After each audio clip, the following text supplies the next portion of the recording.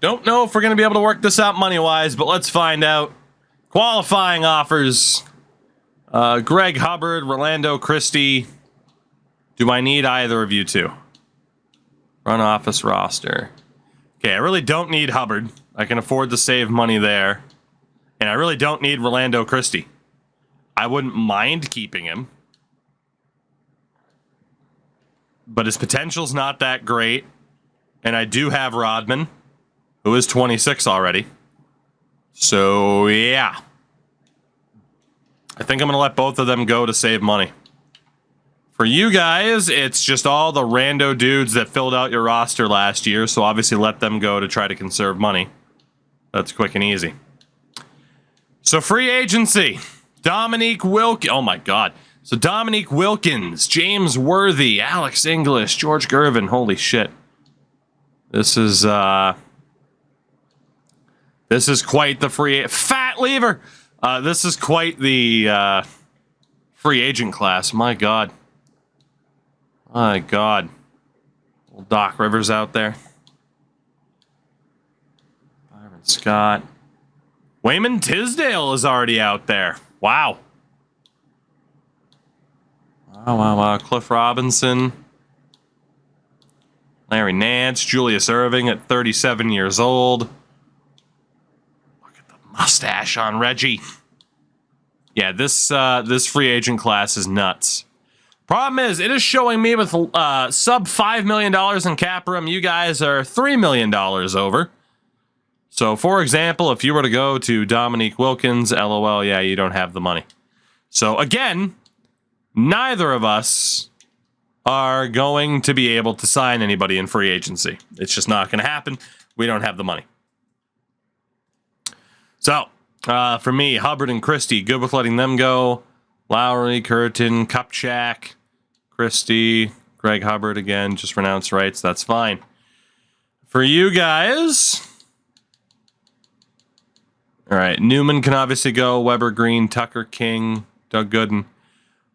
Really no reason for you guys to keep Kobe McCaw. Let him go. But Greg Elo, whatever, you're going to want to keep him. So that should be your cap hold, is to try to work out a deal with him. Everybody else, it's just filler players for now. But yeah, we have not properly figured out how to navigate this era and both not end up drastically over the cap. Because that is what we have done consistently.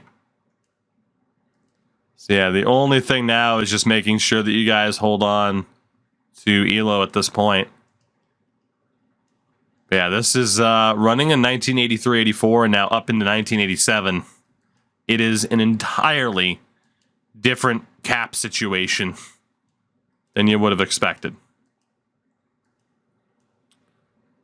So you guys should be okay. Let's go over to league news and transactions. So Bill Lambier went to the Bullets. Spud Webb stays with Milwaukee. What else do we got? All transactions. We got the trades. We got the signing.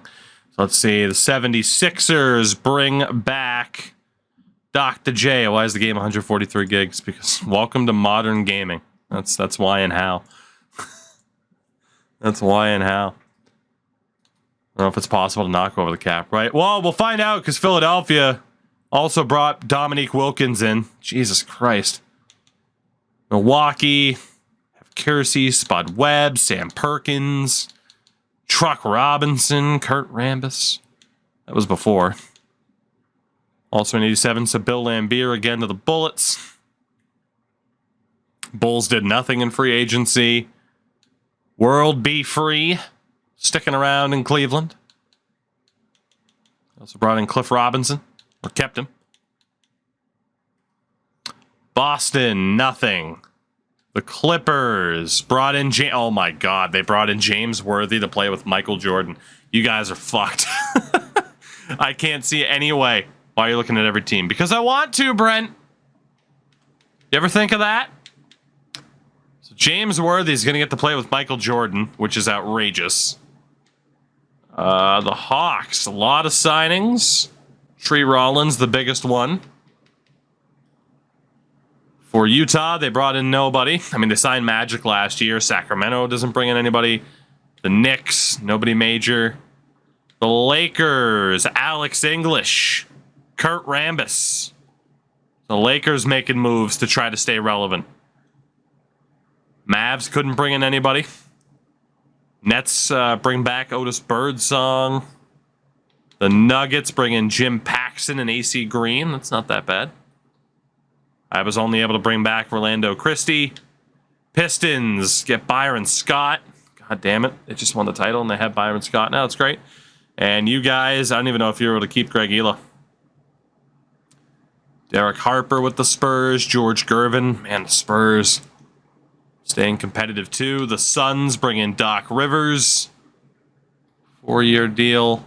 Sonics couldn't afford anybody.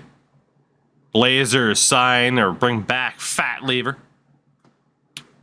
And the Warriors bring in Sleepy Floyd, or at least bring back Sleepy Floyd and Wayman Tisdale. So I'd say for you guys in the West, it just got a lot worse.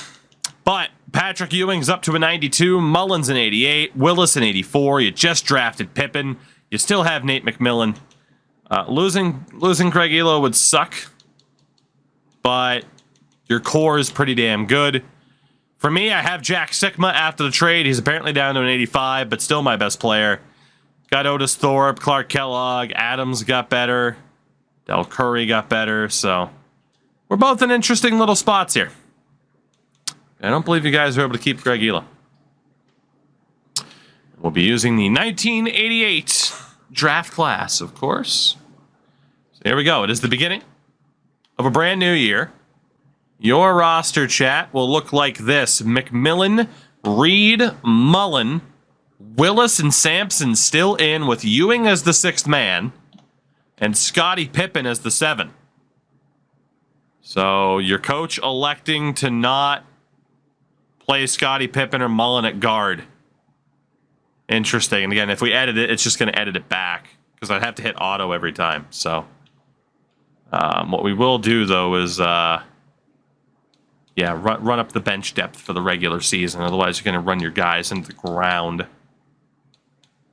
But, yeah, and then your depth is obviously a little bit interesting. Can we fire a coach? Nope, it's automated. Well, Warrior, again, every time, though, if someone gets injured, we're going to have to come in and fix this, and that's for 2 teams, and you see where that time gets added up. It's what it is. It's what it is. It's the downfall to controlling 2 teams at once. For the Pacers, got Michael Adams, Del Curry, Clark Kellogg, Otis Thorpe, and Jack Sikma. Pretty happy with that.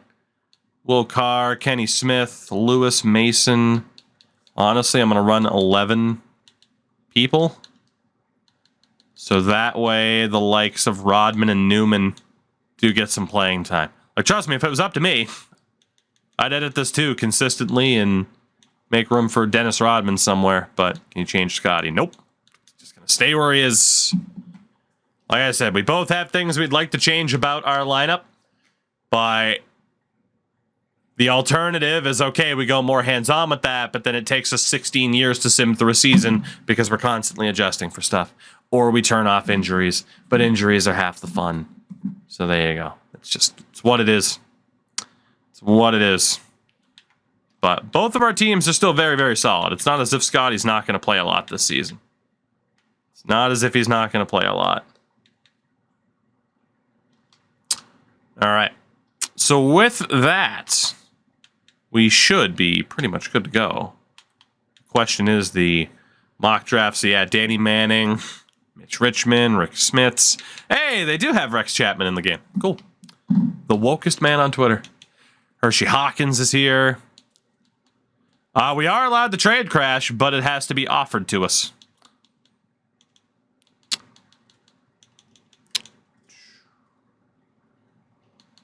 Yeah, Rod Strickland. Yeah, there you go. So sub-notable names is definitely not the biggest draft in the world. Let's move forward. Let's do it. Let's go through the opening 2 months rather than just the first month so we can actually get a read on how these teams are looking. as you guys immediately get a trade, and you might want to explore it maybe. Kevin Willis for Muggsy Bogues and a 1990 first-round pick. Kevin Willis is obviously a fantastic young player. But you want to make sure the Patrick Ewing's in your starting five, you move on from that guy, and that'll make Scottie Pippen your sixth man. So maybe for that reason alone, it's worth picking up Muggsy Bogues.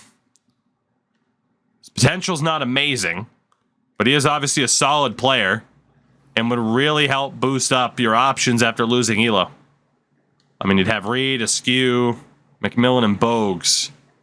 For the record, we don't even know if we'll make it to 1990. One of us might win a title before them, but that 1990 draft, Gary Payton is the biggest name out of it. There are some decent names, but it's not a amazing all-time draft. So Kevin Willis, knowing that not only it saves you money, but gives you a little bit more lineup flexibility. That is up to you, whether or not you accept this trade. You have seen the positives, you have seen the negatives. The poll is up. Refresh the stream if you have to. Do you trade Kevin Willis to bring in Muggsy Bogues and a first to save some money, maybe give you some options in free agency? Or do you keep Kevin and keep the bench the way it is? That's the big thing. You got a lot of talent in the big men positions. So again, if you were to move on from Willis, it would ensure, I'm quite positive, Patrick Ewing as your starting power forward. So that is the question. And right now, yes is winning by 7 votes. Yes is winning by 7 votes for Chat's team. Will Kevin Willis be moved out for Muggsy Bogues?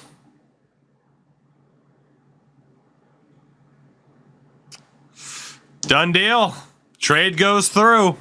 Kevin Willis off to Boston for Muggsy Bogues and a 1990 first-round pick. It's done. So let's take a look at how the team is shaping up. And indeed, now your starting 5. Bogues, Reed, Mullen, Ewing, and Sampson with Scottie Pippen as the 6th man. McMillan still getting a good amount of playing time behind Muggsy.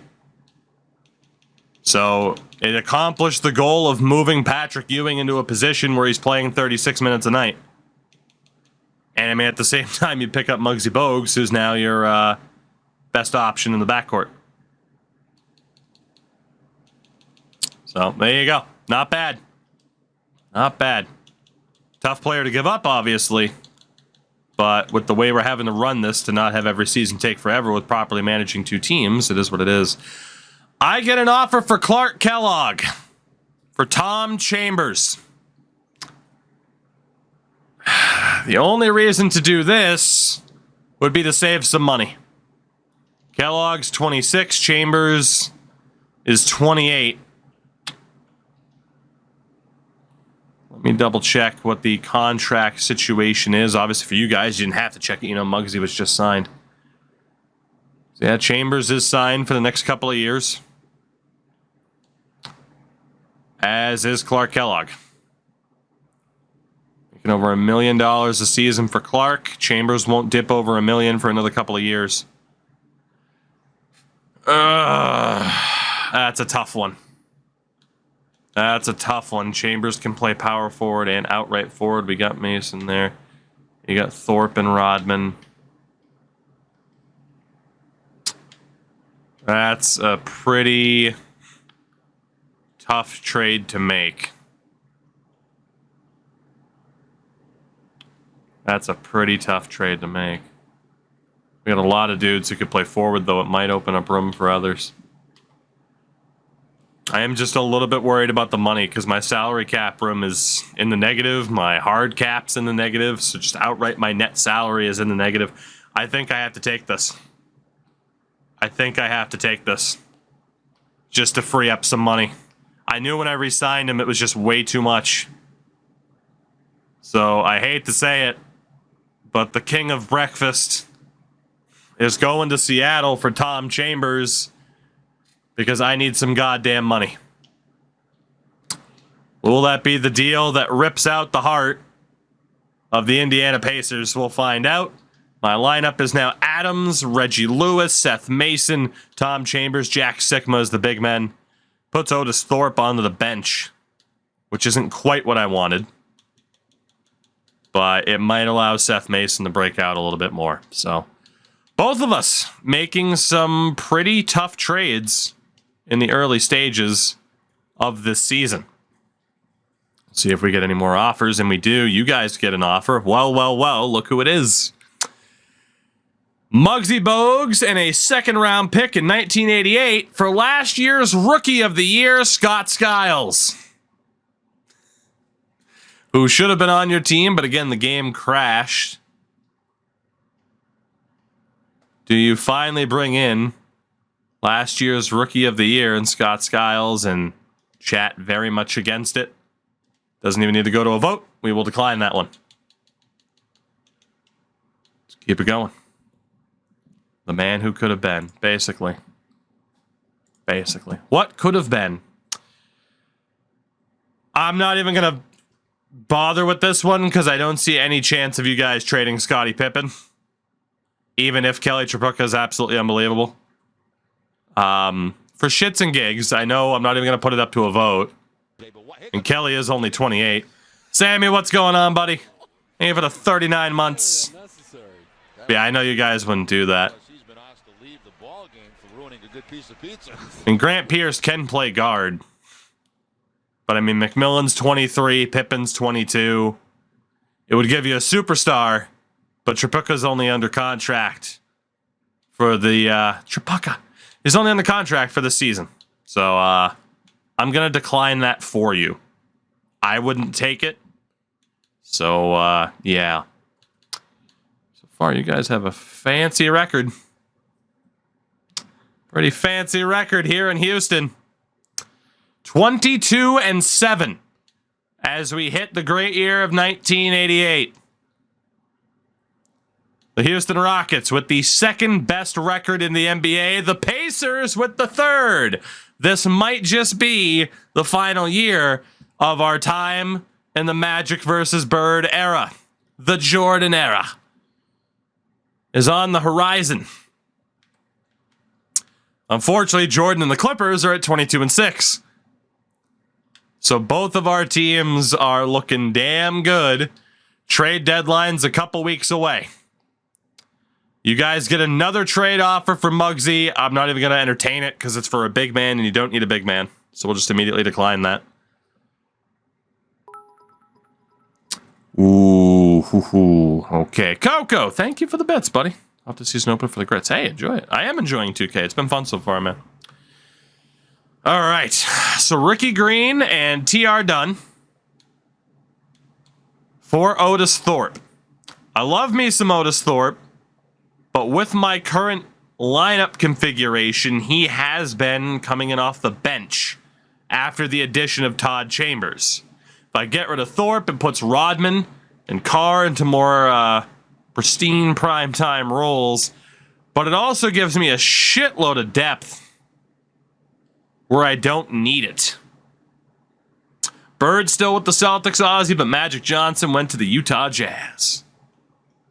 I don't think I need this. I don't think I need it. It's not a bad trade, but I'd rather have Thorpe coming off the bench than either of those two. So that's going to be a no. It was worth exploring, but that's going to be a no.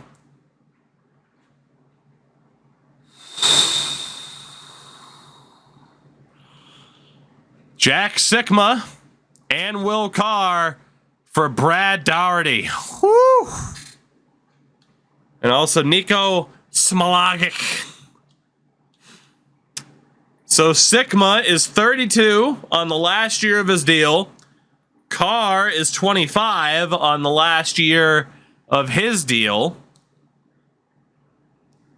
He would have the team option for next year. But Brad Daugherty, who was the IRL #1 pick in 1986, he's got the 2-year team option coming up. I mean, a younger guy to step in for Sigma, just as highly rated. It would hurt me a little bit losing the other center, but then it puts that much more importance on Thorpe, who can also play center, as can Tellis Frank. So Sigma and Doherty equal each other out. Carr is for the fact that Doherty's younger. Injuries are on. They are indeed on. I just have it set so that the AI handles it on its own. He does have an increased risk of injury. He does. He did have an ankle sprain previously. I think I have to take that. How has Sigma done this year?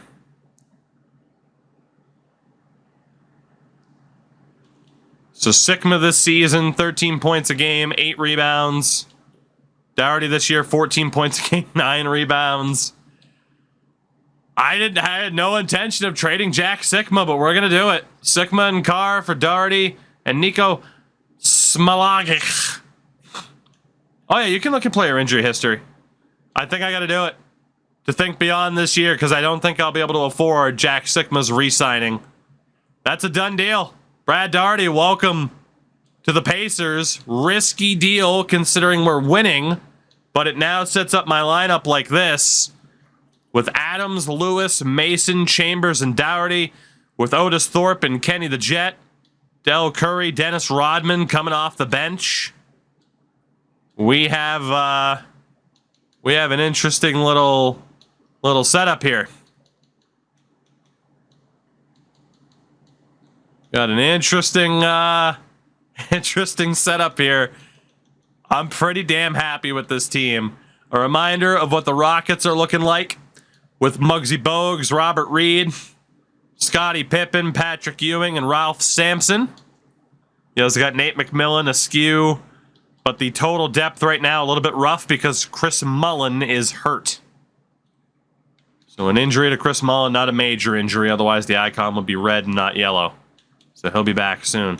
What is worth looking at for both of us right now are the contract extensions. It is worth noting that Ralph Sampson might leave after this season. If he does, you do have Patrick Ewing. Ralph Sampson might leave at the end of the year. For me, I have nobody to worry about. Less than 2 weeks away from the trade deadline. We have to explore this, I think. Maybe. Let's take a look. Nate McMillan in a second for Buck Johnson? Yeah, maybe not. Maybe not. Let me see what McMillan's looking like for you guys here. So McMillan, B potential as a point guard.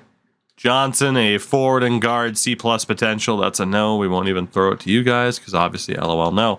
I imagine it's offering that because of the Mullin injury. But you guys do have some depth. It's not like you're screwed without him.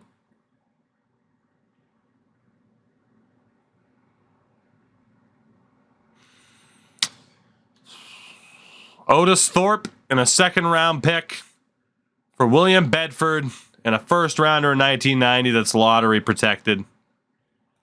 I do technically only have one center on my roster. Bedford a B-. I'd rather have Thorpe out of his natural position as my backup center. But we have both made some huge trades this year. That is it for the deadline. Let's get to the All-Star break and see where we stand. The Houston Rockets, the #1 team in the NBA at 34-10 as of the All-Star break. The Pacers at 26-18, currently 8th. So I am currently 3rd in the Eastern Conference. You guys #1 in the West, obviously. So there you go. Not bad. This is getting spicy. I agree. The 1988 All-Stars. Let's see who we have in the East. John Stockton of the Atlanta Hawks. You got Jay Humphries and Larry Bird for the Celtics. Hakeem Olajuwon, who ended up in Chicago. Moses Malone. Ron Harper of the Nets. Byron Scott in Detroit. Bernard King. Dominique Wilkins now with the Sixers. David Robinson is a rookie with the Cavs. Marcus Johnson. Michael Adams of the Pacers. In the West, Magic Johnson, again of the Utah Jazz. Michael Jordan of the Clippers. Patrick Ewing. Mark, as we affectionately call him. Adrian Dantley, Clyde Drexler, Sleepy Floyd. Kiki's there. Ralph Sampson also made it for you guys. James Worthy with the Clippers. Karl Malone in Dallas. Joe Dumars in Seattle. The dunk contest will feature Scottie Pippen and Reggie Lewis. We're watching ourselves a dunk contest this year. Oh, baby. With the three-point contest featuring John Stockton, Detlef Schrempf, Chris Mullins there. But again, I do not have a representative, so we probably won't watch the three-point contest. We only watch it if there's, a competition between the two of us. But we will be watching the dunk contest, Pippen versus Lewis. Let's do it. Let's do it. So to the dunk contest we go. Computers across the board. Let's do this. Let's do this. The 1988 Slam Dunk Contest. This is going to be...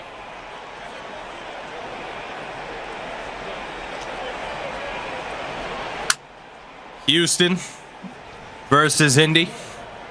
Here comes Dominique Wilkins to kick it off for the Sixers. And let's see what Dominique breaks out. Comes in from the left. Oh, and he blew it. The between the legs. Catcher they are. Ooh, behind the back. Well done on the second attempt from Dominique Wilkins. We'll get another look at it. The full behind the back. Yeah, right, Crash, that's what I'm saying. Like, where you think this... No, yeah, they intentionally just made the game look like shit. Unintentionally. Brought to you by Puma and Mountain Dew. I do like that they get the older ads for brands that were, around at the time.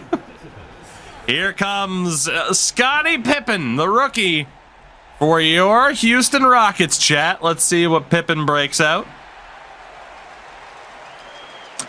I want some NBA Live 05 madness. Pippen the 360 with authority.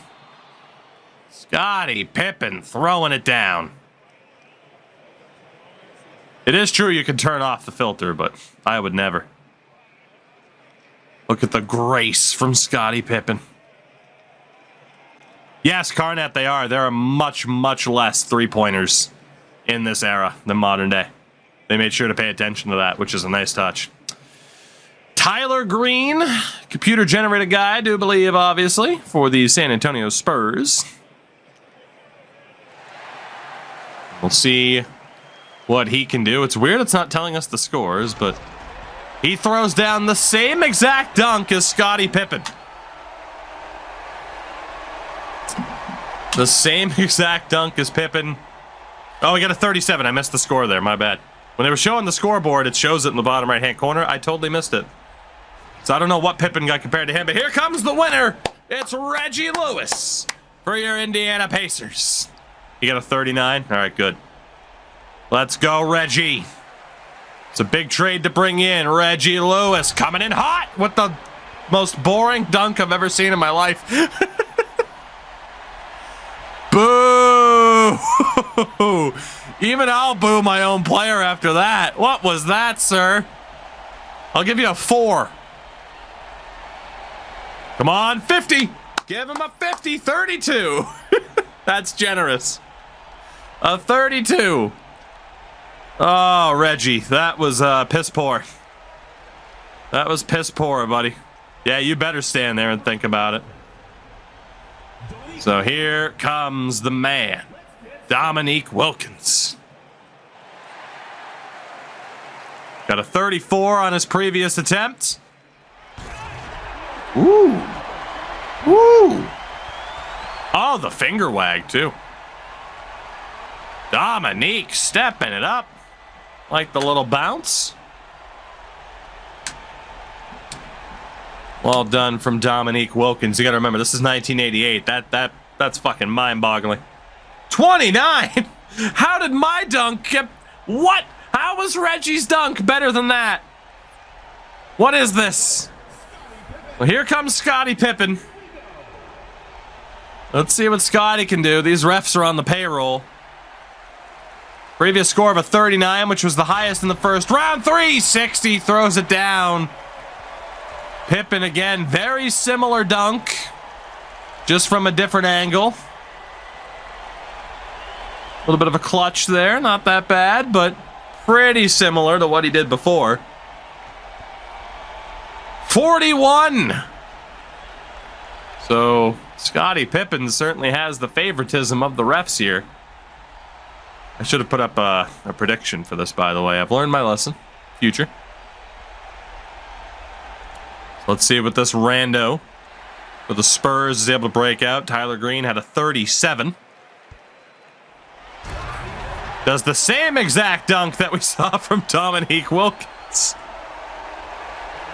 All right, what are you going to give him? 30. Good. He just keeps doing what Dominique Wilkins does, or Pippen in front of him. All right, here we go. Reggie, we need to see the actual dunk this time, sir. We need you to actually try. Hike up those shorts a little bit further. We need to see something better from you, Reggie. Let's go. Come on, Reggie. That's what I'm talking about, Reggie. Give him the trophy now. Give him the trophy now. You've never seen elbows move like that. A little shimmy sham. For 1988, that shit's mine. 33!